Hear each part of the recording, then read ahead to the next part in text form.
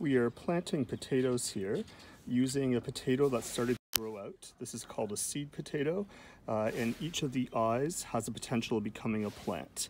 A potato is not actually a root. It's a lateral stem that swells up and has lots of the glucose that's here. It's what's gives that high starch value. But each of these, because it's a stem, has the potential to become a new stem, and then every small little green piece here will actually become a leaf or a stem and a leaf on the new potato plant.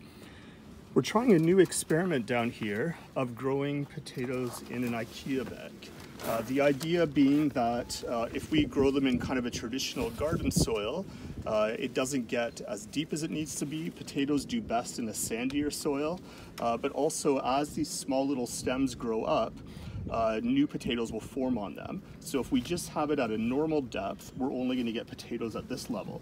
But as the green comes up, we'll slowly put more dirt over the stem as it continues up, and then eventually this whole bag will be filled with dirt, and there'll be lots of new baby potatoes growing there, and hopefully the potato stems, flowers, and leaves will be able to all kind of spill over the bag.